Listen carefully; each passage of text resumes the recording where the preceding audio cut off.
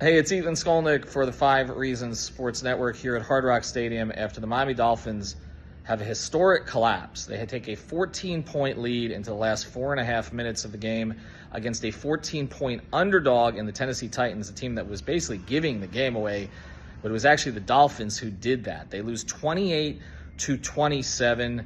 They lose their grip on the AFC, and now they have a bunch of injuries to deal with, including Tyreek Hill, who limped off the podium, saying that he was going to wait for the scan to see how bad his ankle is. Connor Williams was injured again. Deshaun Elliott was injured. They were already playing without Javon Holland. But it's more their egos, I think, that are bruised at this point, because this was a team that was riding high. They did not play well tonight, but they were going to win anyway. That's how bad Tennessee was at certain points of the second half, and it didn't matter. The problems for the Dolphins, mostly in the red zone on offense. Mike McDaniel refuses at times to just call running plays. We know how good a play caller he is. We know how good his play design is. But he gets really cute down by the goal line. It happened again today when he finally just handed the ball to Mostert. They got 2 touchdowns out of it, but a lot of points were squandered early. There was a blocked field goal.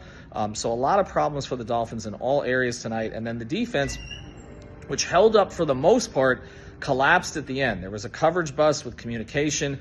And DeAndre Hopkins, and this is not DeAndre Hopkins from 6 years ago, he went nuts on the Dolphins tonight. Had almost 140 yards receiving, was basically able to get wherever he wanted. Not a strong game for Xavier Howard either, although he was not involved in that last coverage bust. And again, all the way around, this was, as Mike McDaniel said, a team loss tonight. So the Miami Dolphins lose 28-27, reminiscent of a lot of games that I've covered over the years for the Dolphins in December, although most of those were on the road. We were actually talking before the game about 2002, where the Dolphins were 9-5. They had control over the division, and they somehow managed to lose games in Minnesota and New England. We remember Ryan Tannehill blowing games down the stretch.